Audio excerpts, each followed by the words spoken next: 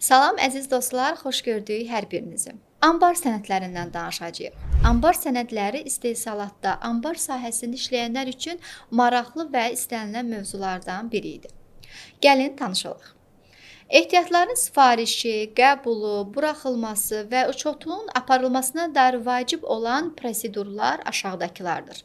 Əgər biz bu sahədə işləyiriksə, hansı sənədlər bizə lazım olacaq və onları necə tətbiq eləyəcəyik? Ehtiyatların sifarişi, qəbulu, buraxılması və uçotun aparılmasına dair vacib olan prosedurlardan biri alış tələbnaməsi, sifariş sənədi, anbar mədaxil sənədi və anbar kartıdır. Gəlin görək alış tələbnaməsi nədir? Anbar tələbnaməsinə əsasən 3 nüsxədən ibarət olur və nüsxəsi xam mal tələb edən bölmədə, bir nüsxəsi anbarda, bir nüsxəsi isə müəssisənin mühasibatlığında qalır. Aşağıda nümunə göstərilib, gördüyünüz kimi cədvəl formasında. Aşağıda göstərilən bu alış tələbnaməsinin nümunəsində tələbnaməsi üçün mühüm olan bütün xanalar qeyd olunmuşdur. Mal materialın adı, malın kodu, ölçü vahidi və tələb olunan miqdarı, müştəriyə məhsul təhvil verməmişdən, göndərilməmişdən və anbardan buraxılmamışdan öncə məhz tələbnamə budur ki, hansı məhsuldan, hansı kodda, hansı say və miqdarda bizdən istəyirlər. Bu cədvəli tətbiq edirik. Daha sonra biz keçirik növbəti sifariş sənədi hazırlanmasına. Tələbnamə olmalıdır ki, artıq biz sifariş sənədini hazırlaya bilək. Alış tələbnaməsi hazırlanaraq təqdim edildikdən sonra qiymət və keyfiyyət baxımından ən yaxşı təchizatçı şirkət seçilir və təchizatçı seçildikdən sonra sifariş sənədi hazırlanaraq tələb olunan mal material sifarişi verilir. Baxaq indi alış sifarişi nümunəsində nələr əks olunmuşdur və biz onları necə tətbiq eləyəcəyik. Öncəki tələbnamədə hansı məhsuldan, maldan, miqdar və qiymətdə bizdən istəyirlər qeyd olunur kodda. Daha sonra isə biz baxırıq, materialın adı qeyd olunur, malların kodları, ölçü vahidləri, miqdarları, artıq qiymətləri və məbləğləri.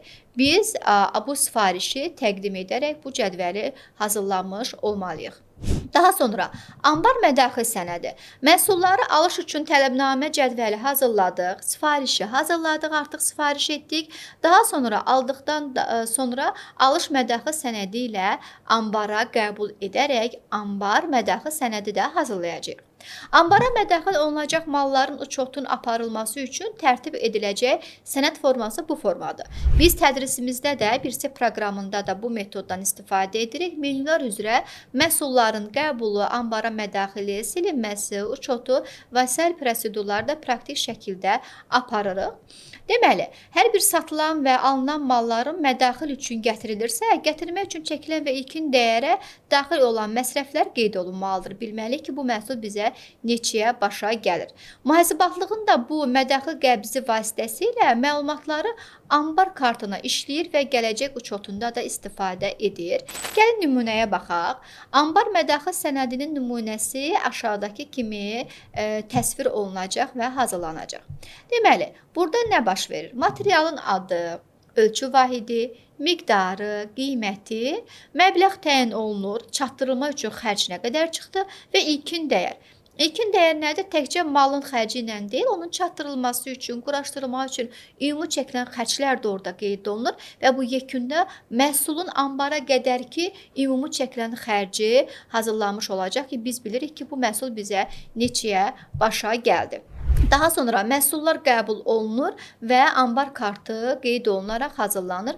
Tək-tək uçotun aparılması həyata keçirilir ki, ümumi mədaxil. Artıq burada malların sayı, məbləği qeyd olunur. Mədaxil olanların sayı, məbləği, məxaric olanların miqdarı, qiyməti, məbləği və qalıb. Artıq biz yekunda bilməliyik ki, anbara məhsullar daxil oldu, satdıq və yekunda nə qədər malımız qalmış oldu. Bu, həmin anbar sənədlərinin qanunvericiliyə əsasən təyin olunma praktik cədvəlləridir. Əziz dostlar, bugünlük bu qədər. Bizi izləməyi, abunə olmağı və videomuzu bəyənməyi unutmayın. Hələlik!